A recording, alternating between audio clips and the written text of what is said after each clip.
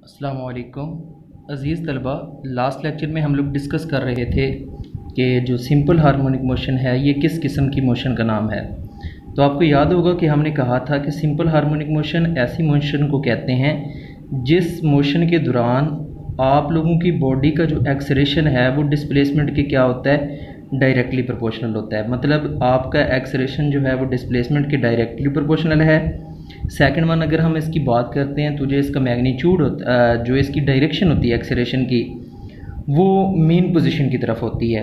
ये इसकी दो इम्पोर्टेंट जो फीचर्स में से कह सकते हैं, या जो इसकी इस नेसेसरी कंडीशंस हैं वो थी। अगर ये कोई object to and fro move कर रहा हो और वो इस कंडीशन को सेटिस्फाइड करे तो उसको हम लोग नाम दे देते थे सिंपल हार्मोनिक मोशन का। और इसमें ये भी होता है कि आप लोगों की जो बॉडी का एक्सेलेरेशन है ये तो मेन पोजीशन पर मिनिमम होगा। मतलब अगर आप लोग मेन पोजीशन के ऊपर बात करते हैं अपने एक्सेलेरेशन की तो ये मिनिमम होगा क्योंकि वहाँ पर डिस्प्लेसमेंट ज़ीरो होता है। लेकिन अगर आप वेलोसिटी की बात करते हैं तो ये मैक्सिमम होती है। इसी के बरक्स यहाँ पर अगर आप काइनेटिक एनर्जी की बात करते हैं तो वो काइनेटिक एनर्जी का वेलोसिटी के साथ, kinetic energy half mv square की इक्वल होती है। तो इसका मतलब है इसका वेलोसिटी के साथ ताल्लुक़ है। जहाँ पे वेलोसिटी ज़्यादा होगी वहाँ पे काइनेटिक एनर्जी जो है वो भी ज़्यादा होगी। तो काइनेटिक एनर्जी मैक्सिमम होती है। और जबकि अगर हम पोटेंशियल एनर्जी की बात करते हैं तो बेटा पोटेंशियल एनर्जी का फार्मूला होता है mgh। जी से मुराद आपका ग्रेविटेशनल एक्सेलरेशन होता है यहाँ पर। तो इसका मतलब है जहाँ पे एक्सेलरेशन मिनिमम होगा आपकी पोटेंशियल एनर्जी भी मिनिमम होगी। लेकिन अगर आप बात करते हैं एक्सट्रीम पोजीशन की तो एक्सट्रीम पोजीशन के ऊपर ये सारी चीज़ें एक दूसरे के इन्वर्स होती हैं। मीन जहाँ पे एक्सेलरेशन की बात करें तो ये मैक्सिमम होता है। अगर एक्सेलरेशन मैक्सिमम है तो डेफिनेटली पोटेंशियल एनर्जी भी जो है वो क्या होगी, मैक्सिमम होगी। जबकि वेलोसिटी जो है वो मिनिमम होती है तो काइनेटिक एनर्जी भी जो है वो क्या होगी, मिनिमम होगी। इन तमाम के ऊपर जो हम बात है वो लास्ट लेक्चर में डिटेल के साथ कर चुके हैं कि ये किस तरह से होता है, कि मतलब एक्सेलरेशन कैसे मिनिमम हो जाता है, पोटेंशियल एनर्जी कैसे मिनिमम है, काइनेटिक एनर्जी मैक्सिमम कैसे हो जाती है। कहने का मकसद ये था कि ये वो फीचर्स हैं जो सिंपल हार्मोनिक मोशन बॉडी जो है एग्जीक्यूट करती है। और सबसे इम्पोर्टेंट जो इसका जो कंडीशन है वो यही है कि आपका ऑब्जेक्ट जो है वो टू एंड फ्रो मूव करते हुए उसका जो एक्सेलरेशन है वो डिस्प्लेसमेंट की क्या होना चाहिए, डायरेक्टली प्रोपोर्शनल होना चाहिए। और उसकी जो डायरेक्शन है वो आपके मेन पोजीशन की तरफ होनी चाहिए। अगर वो इस कंडीशन को आपकी मोशन जो है वो सेटिस्फाइड कर रही है तो उसको हम लोग नाम देते हैं सिंपल हार्मोनिक मोशन का। लास्ट टाइम हमने एक एग्जांपल भी ली थी जिसमें स्प्रिंग मैथ सिस्टम की बात हमने की थी। तो स्प्रिंग मैथ सिस्टम में हमने मैथमेटिकली और थ्योरेटिकली देखा था कि आप लोगों के पास जो आपके ऑब्जेक्ट का एक्सेलरेशन है वो डिस्प्लेसमेंट की डायरेक्टली प्रोपोर्शनल है। तो हमने इसको नाम दिया था कि जो ये मोशन है ये सिंपल हार्मोनिक मोशन है। सेम आज भी इसी तरह का एक हमारे पास क्वेश्चन है जिसका नाम है motion of ball in ball. कि आपने जो है वो ऑब्जर्व करनी है बॉल की मोशन को एक बॉल के अंदर। बेटा बॉल को आप लोग एक कर्व्ड शेप ऑब्जेक्ट कह सकते हैं। कर्व्ड शेप ऑब्जेक्ट से मुराद आप लोग यूँ ले लें जस्ट लाइक ये प्याला है।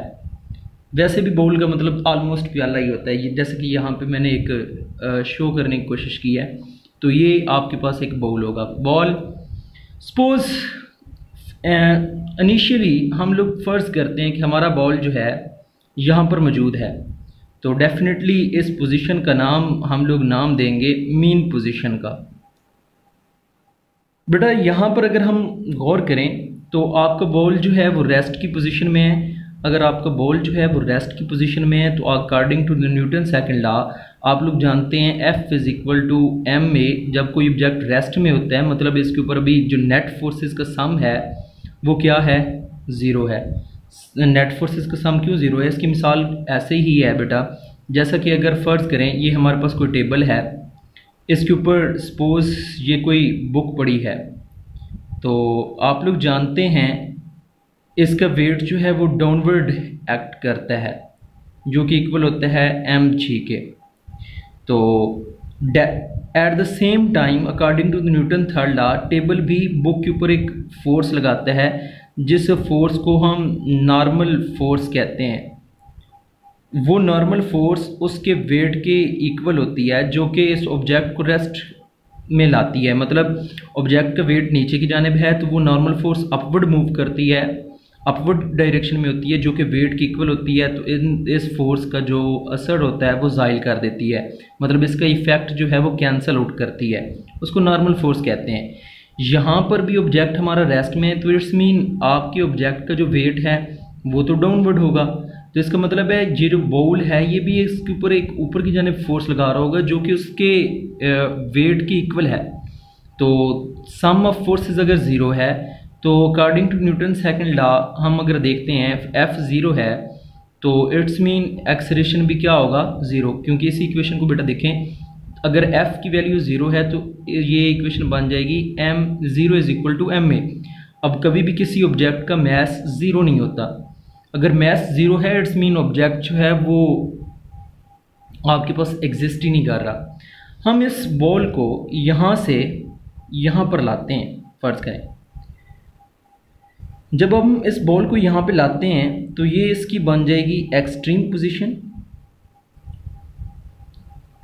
हम इस बॉल को यहाँ पे एक्सट्रीम पोजीशन पे लाके इसको जब हम छोड़ते हैं तो ये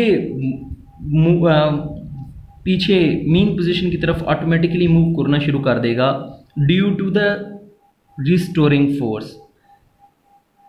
आपको बेटा याद होगा लास्ट टाइम भी हमने रिस्टोरिंग फोर्स की बात की थी और वो स्प्रिंग मैस सिस्टम के अंदर थी। मतलब आपके पास ने कहा था कि सपोज ये हमारे पास एक जो है वो स्प्रिंग है, अगर आप लोग इसको यहाँ से जो है वो स्ट्रेच करते हैं, फोर्स लगाते हैं, तो वह ये वापस की जाने आता है अपने रिस्टोरिंग फोर्स की वजह से। तो हमने कहा था कि ये स्प्रिंग जो है ये एक इलास्टिक मटेरियल है, तो इलास्टिक मटेरियल की ये प्रॉपर्टी होती है, तो जिसकी वजह से आपके अंदर यहाँ पर जो रिस्टोरिंग फोर्स है वो क्रिएट होती है। बेटा यहाँ पर भी रिस्टोरिंग फोर्स होगी, लेकिन ये इस ऑब्जेक्ट के वेट की वजह से होगी, क्योंकि आप जानते हैं कि बेटा जो वेट है वो हमेशा डाउनवर्ड एक्ट करता है, तो ये इस ऑब्जेक्ट सेंटर की तरफ मूव करेगा। जब ये वापस आपका बॉल यहाँ पर पहुँचेगा तो यहाँ पर स्टॉप नहीं करेगा ड्यू टू इनर्शिया की वजह से ये यहाँ पर स्टॉप नहीं कर पाएगा, बल्कि आस्ते आस्ते जब ये नीचे की जानिब आ रहा होगा तो रिस्टोरिंग फोर्स की वजह से इसकी वेलोसिटी इंक्रीज होती चली जाएगी। जब ये मेन पोजीशन पर पहुंचेगा तो इनर्शिया की वजह से स्टॉप नहीं कर पाएगा और इसकी वेलोसिटी जो है यहाँ पर मैक्सिमम हो जाएगी और ये फर्दर आगे की तरफ मूव करता जाएगा और कुछ आगे मूव डिस्प्लेसमेंट तय करने के बाद, अगर हम आइडियल सिस्टम की बात कर रहे हैं तो जितना हमने इसको इस तरफ मूव करवाया होगा उतना ही ये इस तरफ मूव करेगा। तो ये भी इस पोजीशन को भी हम लोग नाम दे देंगे एक्सट्रीम पोजीशन का। अब यहाँ पर अगर आप लोग देखें तो आस्ते आस्ते इसकी वेलोसिटी डिक्रीज हुई होगी, अगर तो जब जहाँ पे जाके आपको ऑब्जेक्ट स्टॉप किया है तो इसकी वेलोसिटी यहाँ पर मिनिमम हो गई। अब अगर इसकी वेलोसिटी मिनिमम होगी तो ये स्टॉप कर जाएगा और फिर रिस्टोरिंग फोर्स की वजह से वापस मेन पोजीशन की तरफ मूव करेगा। अगर हम आइडियल सिस्टम की बात कर रहे हैं तो ये मेन पोजीशन के ऊपर इनर्शिया की वजह से स्टॉप नहीं करेगा, बल्कि फिर एक्सट्रीम और फिर इधर मीन एक्सट्रीम फिर मीन एक्सट्रीम, इस तरह से बार बार जो है अपनी टू एंड फ्रो मोशन को एग्जीक्यूट करेगा। और अगर हम इन दौरान इसकी मोशन का अगर हम जायज़ा लेते हैं तो हमें ये पता चलता है कि इस ऑब्जेक्ट का जो एक्सेलरेशन है यहाँ पर तो ज़ीरो था। अगर हम यहाँ पर बात करते हैं जैसा कि यहाँ पे इसकी वेलोसिटी मिनिमम थी, ठीक है, अब ऑब्जेक्ट जो है यहाँ से इसकी जो वेलोसिटी है वो मैक्सिमम हो गई, फिर यहाँ पे जाके मिनिमम हो गई। अगर हम यहाँ से देखें वेलोसिटी इसकी क्या थी, मैक्सिमम, यहाँ पर इसकी वेलोसिटी क्या है, मिनिमम। जैसे कि यहाँ पर इसकी वेलोसिटी मिनिमम होती है, डेफिनेटली इसकी वेलोसिटी यहाँ पर भी क्या हो जाएगी, मिनिमम। अब आप लोग एक्सेलरेशन का फार्मूला जानते हैं, एक्सेलरेशन का फार्मूला होता है v f minus v i over t अगर हम यहाँ से और यहाँ की बात करते हैं तो ये मैक्सिमम वेलोसिटी, ये इनिशियल है, ये मिनिमम वेलोसिटी इसकी फाइनल है, ओवर टाइम ज़ीरो है। सॉरी, टाइम कुछ ना कुछ तो हमारे पास होगा। अगर इस इक्वेशन को सॉल्व करते हैं तो कुछ हमारे पास ये आ जाएगा, V F final velocity zero है, ज़ीरो माइनस लिखने की ज़रूरत नहीं है, माइनस वी जो इनिशियल वेलोसिटी इसकी मैक्सिमम है, हम सपोज कर लेते हैं कुछ भी, वो वी है, ओवर टाइम। तो यहाँ पर देखें आपके पास एक्सेलरेशन की वैल्यू, आपके पास जो है मीन पोजीशन के ऊपर कुछ ना कुछ जो एक्सेलरेशन की वैल्यू है वो एक्सट्रीम पोजीशन के ऊपर कुछ ना कुछ हमारे पास वैल्यू मौजूद है। ये एक्सट्रीम पोजीशन की बात कर रहे थे हम। तो इसका मतलब ये हुआ कि हमारे पास एक्सेलरेशन की अगर हम बात करते हैं तो ये यहाँ पर मैक्सिमम हो रहा है, इसकी कुछ ना कुछ वैल्यू, जैसे जैसे ये वापस आएगा, हमें पता है मीन पोजीशन पर तो इसकी वैल्यू ज़ीरो है, इसका मतलब है यहाँ पर इसकी वैल्यू कुछ ना कुछ बढ़ रही है।